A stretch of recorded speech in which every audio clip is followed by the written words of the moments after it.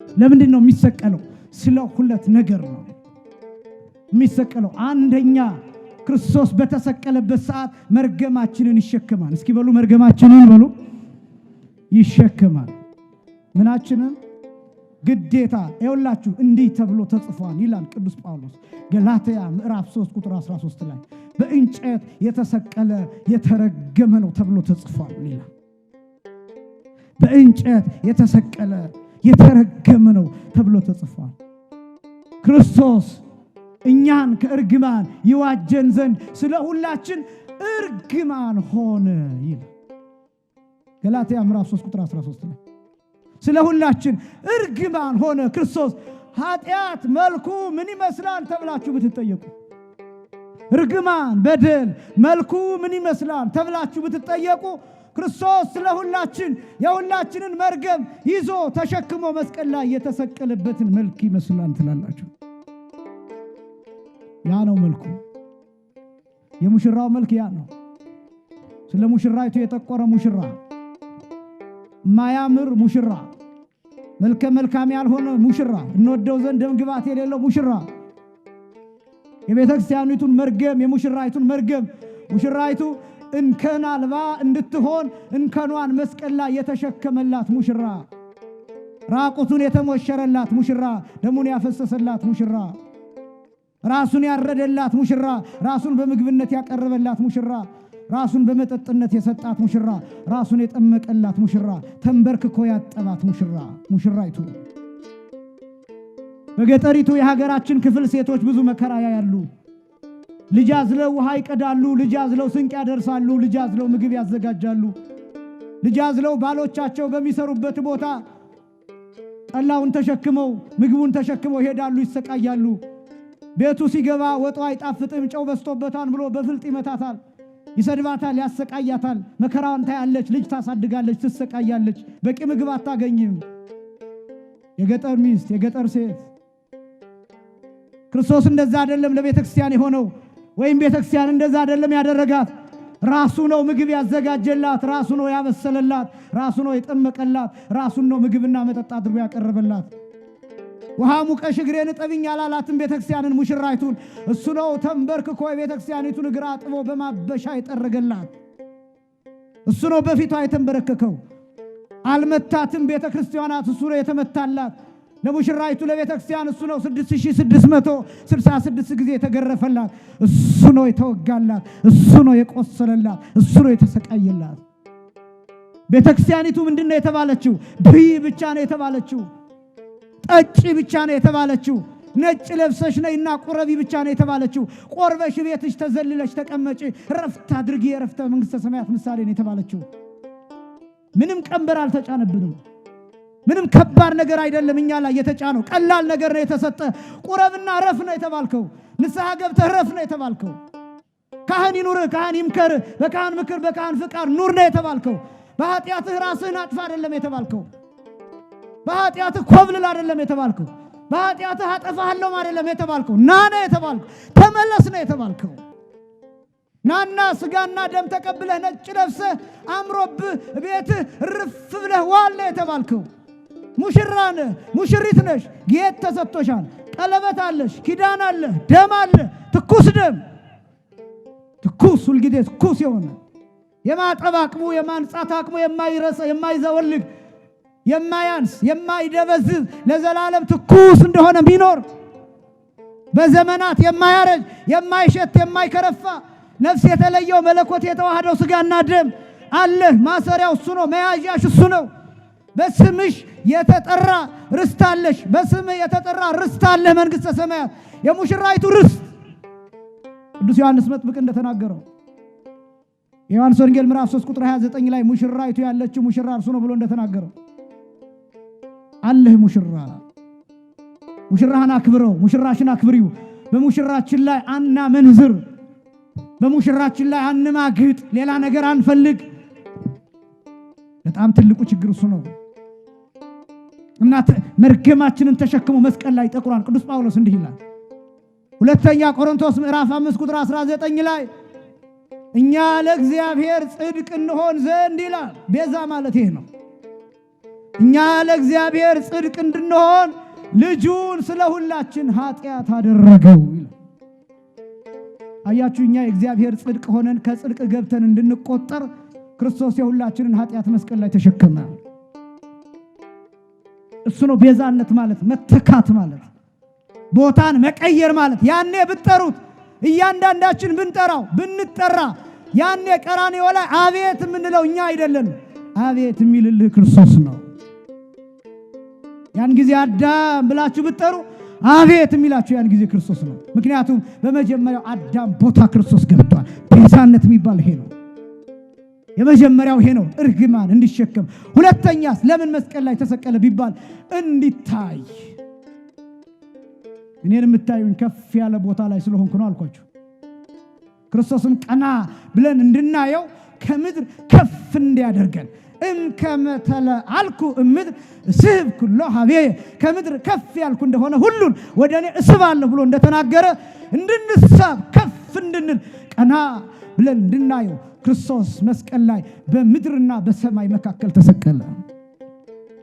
ከዛስ ሁሉ ያየዋል። የሚታየው ደግሞ ለምንድን ነው የሚለውን ላሳይና ጨረስኩኝ። ክርስቶስን ማየት ነው ርዕሳችን። የነሐሱን እባብ ልክ ሲያዩት የተነደፉት ሰዎች መርዙ ከደማቸው ይወጣና የነሐሱ እባብ ላይ ያርፋል።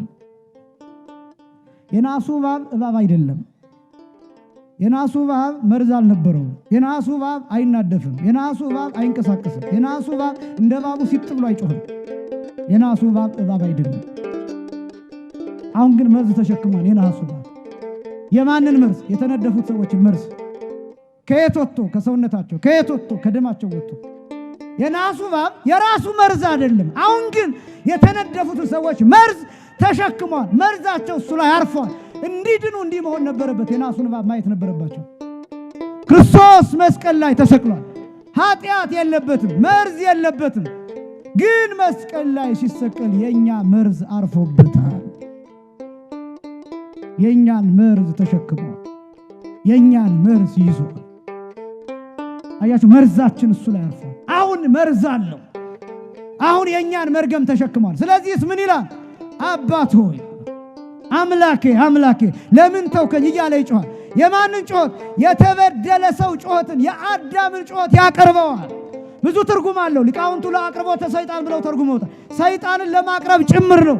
ዋናው ግን ለአዳም ካሳ እንደከፈለ ለማሳየት የአዳምን ጮት ክርስቶስ ጮኸው። የበደለኛ ሰው ጮት፣ እኔ ልጮኸው የሚገባኝን ጮት ክርስቶስ መስቀል ላይ ጮኸው። አሁን ዝም ያልነው ክርስቶስ ያንን ጮሆት ነው። አሁን በሐዲስ ኪዳን መርገም የለብንም የምንለው ክርስቶስ ተሸክሞት ነው። ዋጋ ተከፍሎበት ነው። ያንን በመስቀል ላይ ሽሮት ነው። እንዲህ ነፃ ይሆን ነው፣ እንዲህ ያማረብን፣ እንዲህ የተዘለል ነው፣ እንዲህ የተዋብ ነው፣ እንዲህ ጸጥ ብለን የምንቆየው ዋጋ ተከፍሎበት ነው። ያ መርገሙ ተወግዶ ነው። ሲኦል ተዘግቶ ገነት ተከፍታ ነው። ይህን በደንብ ማወቅ ያስፈልጋል። ልክ ስናየው መርዛችን ከኛ ይወጣል። አያችሁ፣ ኦሪት ዘዳግም ምዕራፍ 28 ቁጥር 66 ላይ አንድ ቃል አለ። እስራኤል ስቅልተ ትርእያ ለሕይወትከ ወኢትትአመና ይላል። እስራኤል ሆይ ሕይወትህን ተሰቅላ ታያታለህ፣ ግን አትታመንባትም ይላል። እስራኤላውያን ሕይወታቸውን ማየት አቃታቸው፣ ተላለፉ። ጀርባቸውን ሰጥተውት ሄዱ ለክርስቶስ። የተሰቀለውን የነሐስ እባብ ማየት አቃታቸው። የተሰቀለውን ክርስቶስን ማየት አቃታቸው። የተሰቀለውን ሕይወታቸውን ማየት አቃታቸው። ቸኮሉና ጀርባቸውን ሰጥተው ያለፈችውን ሰንበታቸውን ለማክበር ሰንበታቸውን መስቀል ላይ ጥለው ሄዱ። ረፍታቸውን መስቀል ላይ ጥለው ያለፈችውን ረፍታቸውን ለማክበር ሄዱ። የነፍሳቸውን ረፍት ክርስቶስን አቁስለው አድምተው ገርፈው መስቀል ላይ ሰቅለው የነፍሳቸውን ረፍት ትተው የሥጋ ረፍታቸውን ለማክበር ሄዱ። ዓለም እንደዚህ ነው የሚያደርገው። የነፍሱን ረፍት ቤተ ክርስቲያን ትቶ የሥጋውን ረፍት ፍለጋ ሐይቅ ዳር ይሄዳል። የነፍሱን ረፍት ሥጋውን ደሙን ትቶ ከቤተ መቅደሱ ከቅዳሴ ውጭ ይቸኩላል። ለነፍሳችን ረፍት ጀርባ እንሰጣለን። ለነፍሳችን ረፍት ፊታችንን እናዞራለን። ለንግሱ ፊታችንን እናዞራለን። ለታቦቱ ፊታችንን እናዞራለን። ቤተክርስቲያኗ እስከምታሰናብተን ድረስ ጀርባችንን ሰጥተን እንሄዳለን። ለቤተክርስቲያኗ መልእክት ለሚያስፈልጉን መምህራን፣ ለአብነት መምህራን፣ ለካህናቱ፣ ለአባቶቻችን ለነሱ ፊታችን እናዞራለን። ለሊቃነ ጳጳሳቱ ጀርባችንን እንሰጣለን። ለቤተክርስቲያኑ ዋና ዋና ምስጢራት ፊታችንን እናዞራለን። ከዚያስ ከክርስቶስ ጋር እንለያያለን። ከረፍታችን ጋር እንተጣጣለን። እየሆነብን ያለው ይሄን ወዳጆች፣ አብዛኛው ጊዜያችን አብዛኛው እድሜያችን ስልክ ላይ እያለፈ ስለ ክርስቶስ የሚመጣውን ቪዲዮ አሳልፈን ስለ ስቅለቱን ማየት ትተን አዚም ተደርጎብን ማልቀስ ትተን ቅዱስ ጳውሎስ እንደተናገረው ገላትያ ምዕራፍ 3 ከቁጥር 1 ጀምሮ እናንተ የገላትያ ሰዎች ሆይ መኑ አይመበክሙ ከመ ይትመኑ በጽድቅ ለእውነት እንዳትታዘዙ አዚም ያደረገባችሁ ማን ነው ብሎ እንደገለጠው አዚም ተደርጎብናል። እነሆ ክርስቶስ በዓይናችሁ ፊት እንደተሰቀለ ሆኖ ተስሎ ነበር ይላል። ይሄን ረሳ ነው፣ ይሄን ዘነጋ ነው። ሁላችን ድራማ ያስደስተናል፣ ሁላችን ዘፈን ደስ ያሰኘናል፣ ሁላችን ፊልም ደስ ያሰኘናል። አያችሁ፣ ስለ ክርስቶስ ሲነገር እንጨነቃለን። ብዙ መስማት ብዙ ማንበብ አንፈልግም። በዚህ ምክንያት ቅዱስ ጳውሎስ የመጨረሻ ጥቅስ እንዲህ ይላል። ገላትያ ምዕራፍ 4 ቁጥር 19 ላይ ልጆች ይላል ቅዱስ ጳውሎስ። እኔ በጣም ነው የሚያሳዝነኝ ይሄ ቃል። ልጆች ይላል ክርስቶስ በእናንተ እስኪሳል ድረስ ምጥ ይዘኛል ይላል። በእናንተ አይምሮ እስኪሳል ድረስ ክርስቶስ በእናንተ ልብ እስኪሳል ድረስ ጭንቅ ይዘኛል ይላል። ቤተክርስቲያን ጭንቅ ላይ ናት። ቤተክርስቲያን ምጥ ላይ ናት። ክርስቶስን ለትውልዱ ለማሳየት ይሄ ትውልድ የሚያስቅ ነገር ይፈልጋል። ክርስቶስን ሲሰበክን የሚያስቅ ነገር የለም። እንዴት አድርገን ሳቅ እንንገራችሁ? እንዴት አድርገን ቀልድ እንንገራችሁ? እንዴት አድርገን እናዝናናችሁ? በመከራ በጅራፍ እንዴት አድርገን እናዝናናችሁ? በመስቀል እንዴት አድርገን እናስቃችሁ? እንዴት አድርገን መስቀል ላይ እንቀልድ? እንዴት አድርገን ወንጌል ላይ እንቀልድ? ስለዚህ ምጥ ላይ ናት ቤተክርስቲያኗ። ቤተክርስቲያኗን በክርስቶስ አምሳል ትሰራለች። አካሉ አለ፣ ራሷ ክርስቶስ ነው። ይሄን ለማሳየት በቅዳሴ በብዙ መልኩ በአገልግሎት ትጥራለች። የሚሰማት የለም። አሁንስ ምን ይላታል ትውልዱ? ክርስቶስን አትሰብክም ይላታል። ክርስቶስን አትሰብክም ይላታል። ምጥ ላይ ናት ቤተክርስቲያን፣ ጭንቅ ላይ ናት ቤተክርስቲያን። የአብነት መምህራኑ ድንጋይ ላይ ተቀምጠው አሁንም ያስተምራሉ። የአብነት መምህራኑ ዛፍ ስር ያስተምራሉ። የአብነት መምህራኑ ኮቾሮ እየበሉ ድርቆሽ እየበሉ አንዳንዴም ጦም እያደሩ ያስተምራሉ። ክርስቶስን ነው የሚሰብኩት። መነኮሳቱ በከተማ እንኳን ብታዩዋቸው ልብሳቸው ክርስቶስን የሚሰብክ ነው። በውስጣቸው የሚያስሩት ሰንሰለት አለ፣ ክርስቶስ ይሰበካል። ቀዳሾቹ በእሳት እየተቃጠሉ ነው የሚቆዩት። መስቀል ነው። እኔ ሳስተምርበት የቆየሁበት ሰዓት መስቀል ነው። ለቅጽበት ስለ ዓለም ማሰብ አልችልም። ታስሬ ነው የቆየሁት፣ ተቸንክሬ ነው የቆየሁት።